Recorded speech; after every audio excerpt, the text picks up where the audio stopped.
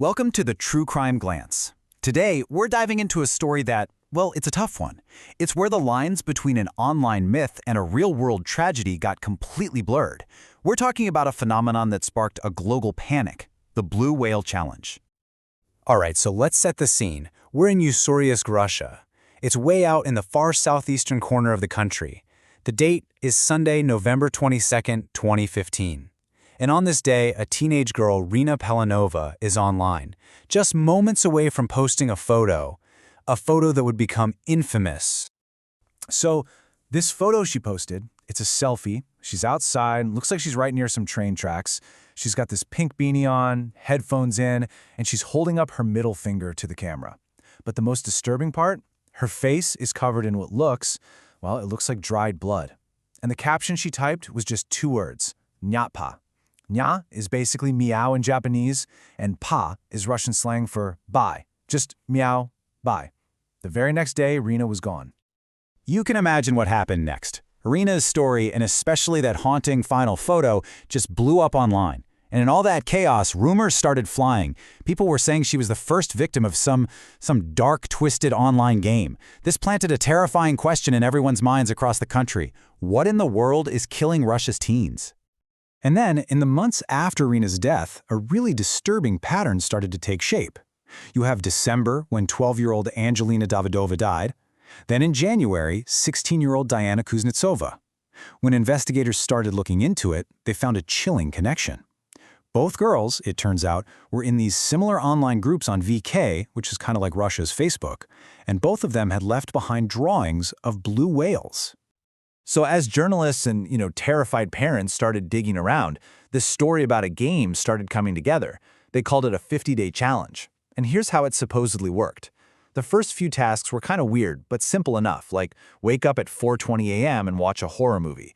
But then the demands would escalate. They'd allegedly ask for acts of self-harm, like carving a whale into your own skin. And the final task, on day 50, suicide. Okay, and then things really hit a fever pitch. In May 2016, a Russian newspaper, Novaya Gazeta, drops this bombshell of an article. It put a huge number, on this growing fear. It claimed that as many as 130 teenage deaths all across Russia were connected to this deadly game. But what's really striking when you look back is the tone of that article. The journalist, Galina Morselyeva, she wasn't just reporting facts. She was painting this picture of a massive conspiracy. She wrote that anonymous criminal adults were running these death groups and manipulating kids on behalf of an unknown devil. That kind of language, wow. It's no surprise it ignited a full-blown moral panic across the entire country. But not everyone was buying it. The journalistic community almost immediately pushed back hard. Critics, like this other journalist, Evgeny Berg, they pointed out that her article was just full of these emotional claims, but had almost zero concrete evidence to back up that huge number, 130 victims. The general feeling among other reporters was, okay, this is just alarmist. We can't trust this. But just when it seemed like the whole death group story was about to be debunked, the plot twists. An arrest gets made. An arrest that seems to confirm everyone's worst fears. And suddenly, people are asking a new question. What if that journalist was right after all? Right, so in November of 2016, police in St. Petersburg arrest this 21-year-old guy, Philip Budakin. And the accusation? That he was a blue whale administrator. Basically, someone who was actively on VK, luring kids into the so-called game. He even went so far as to claim he started the whole thing, way back in 2013. And Budakin's confession to the media? It was absolutely chilling. He showed no remorse at all. Instead, he tried to frame what he did as some kind of twisted social purification. His confession really seemed like this was the smoking gun, the final proof that this network of curators was real.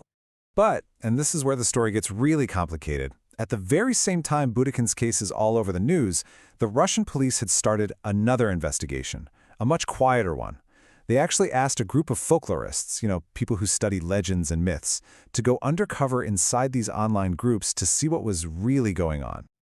And what these folklorists found, it was a world away from the myth.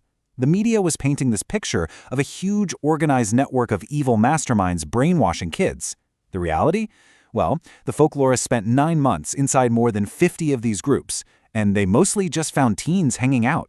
They were telling jokes, sharing memes, and talking about a game that, as one researcher put it, never starts. So you've got this huge gap between the myth and the reality. And this led the folklorists to a really important concept that helps explain, well, everything. It's called ostension. Basically, ostension is the process where people hear a legend or a story, and then they start acting it out, literally bringing a piece of fiction into the real world through what they do. And according to one of the key folklorists, Elizabeth Tucker, who studied this case a ton, this kind of thing can happen at any age. But she says it's especially common with teenagers and young adults. The story of this secret, dangerous game was just so powerful, so compelling, that some teens started trying to live it out for real. And this myth, fanned by constant, and let's be honest, often uncritical media coverage, it didn't stay in Russia. It went global, and fast. The story jumped from Russia to places like India, and even the United States, sparking brand new waves of panic and, tragically, copycat incidents along the way. And you could see this ostension happening in real time. In the US, after one teenager's death, they found her room decorated with paintings of blue whales, and even a portrait of Rina Polenova, the girl from that very first photo. In India, a boy supposedly wrote down all 50 stages of the challenge in his school notebook. The myth was becoming real, and it got so bad that government started ordering social media sites to just scrub any and all mention of the Blue Whale Challenge. So when you boil it all down, the real threat here wasn't some secret society of curators running a highly organized game. I mean, yes, Philip Bukatskin was eventually convicted of inciting suicide in a handful of cases, but he wasn't some global mastermind. No, the real danger was the story itself. It was a powerful, contagious narrative that just spread like wildfire, way faster than the actual truth could. That journalist Evgeny Berg, the one who was critical from the start, he offered a pretty stunning take on all this. He brought up the story of the Pied Piper of Hamelin, the guy who lured all the children away with his magic flute. Berg said that in this case, the Pied Piper was actually the original journalist, Marsalieva, that she had written a story so terrifying and so powerful that she somehow has written this story into reality. Because ultimately, the Blue Whale Challenge, it wasn't the disease, it was a symptom. The only reason this story got so big, the reason it had so much power, was because it tapped into a very real, very widespread crisis: adolescent mental health. As that folklorist Elizabeth Tucker pointed out, the game was this dark, compelling story that vulnerable teens, kids who were already struggling with depression and suicidal thoughts, found themselves drawn to.